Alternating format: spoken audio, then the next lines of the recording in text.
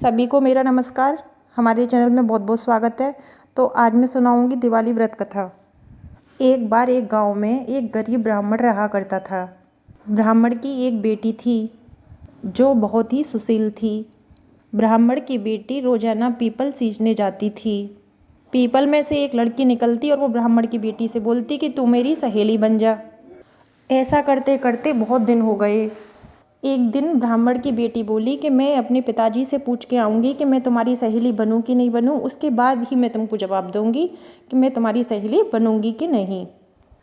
ब्राह्मण की बेटी घर आई और उसने अपने पिताजी से पूछा कि पिताजी पिताजी, पीपल में से एक लड़की निकलती है और वो मुझसे पूछती है कि तू मेरी सहेली बन जा। ऐसे में अब मैं क्या करूं? मैं आपसे जानना चाहती हूँ पिताजी।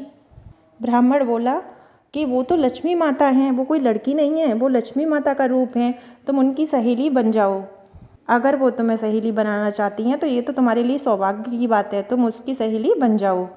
फिर वह लड़की दूसरे दिन गई तो लक्ष्मी माता फिर से पेड़ के अंदर से निकली और बोली, तुम मेरी सहेली बनोगी? तो लड़की बोली कि हाँ, मैं तुम्हारी सहेली बनूंगी। अब क्या हुआ? अब तो ब्राह्मण की लड़की और लक्ष्मी माता दोनों सहेली सहेली बन गईं। ऐसे ही बहुत दिन चलता रहा, दोनों सहेली रहीं। एक दिन लक्ष्मी माता बोली ब्राह्मण की लड़की से कि तू मेरे घर जीवने आना, मैं तुझको न्योता दे रही हूँ।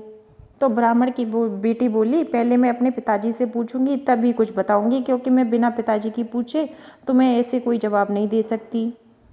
घर आई और पिताजी से बोली, पिताजी पिताजी, लक्ष्मी माता तो मुझे घर न्योते के लिए बुला रही हैं। तो पिताजी बोले, चली जा, पर जरा संभल के जाना। अब वो लक्ष्मी जी के घर चली गई। लक्ष्मी जी ने उसको सोने की चौकी पर बिठाया, शॉल दुसाला उड़ाया, अच्छे से उसका स्वागत किया और सोने की थाली कटोरी में उसका 56 भोग लगाया। उसकी जितनी हो सके उसकी आवभगत करी लक्ष्मी जी ने, उसका बहुत अच्छे से ख्याल रखा। चलते वक्त जब वो लड़की जाने लगी तो लक्ष्मी माता ने उसको बहुत सारा धन दिया ले जाने के लिए।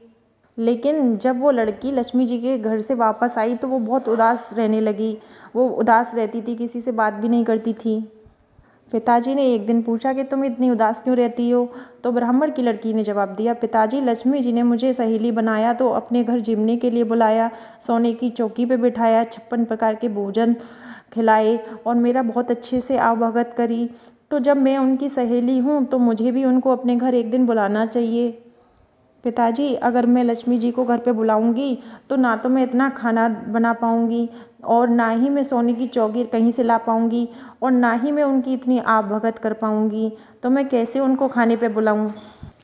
तो ब्राह्मण बोले, बेटा कोई बात नहीं, हमारे पास जैसा है वैसा खिला देंगे, जो भी है उस पर बिठा देंगे, वैसी होगी वैसी आवभगत कर देंगे।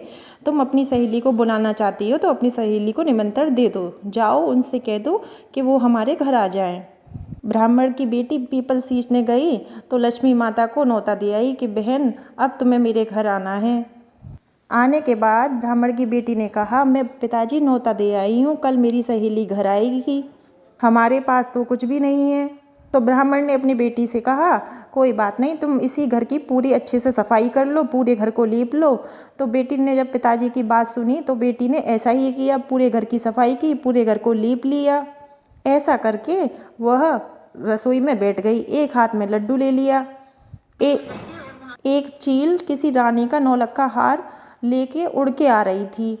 जब चील ने उस लड़की के हाथ में लड्डू देखा तो चील नीचे आई और उसने लड्डू ले लिया और वह नौलक्खा हार वहीं पे डाल के उड़ गई। ब्राह्मण की बेटी उस हार को लेकर बाजार गई तो उसने सुनार को दिखाया। तो सुनार ने कहा कि इसके बदले तुम्हें क्या चाहिए? तो ब्राह्मण की बेटी बोली कि मुझे सोने की चौकी चाहिए और सोने की थाली चाहिए और चम्मच कटोरियाँ चाहिए और मेरे को शॉल दुसाला चाहिए और इतना पैसा चाहिए कि मैं 56 भोग बना सकूं।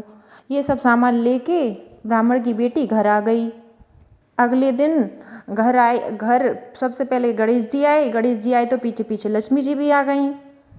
उसने लक्ष्मी जी को सोने की चौकी पे बैठने को कहा कि बहन इस पर बैठ जा।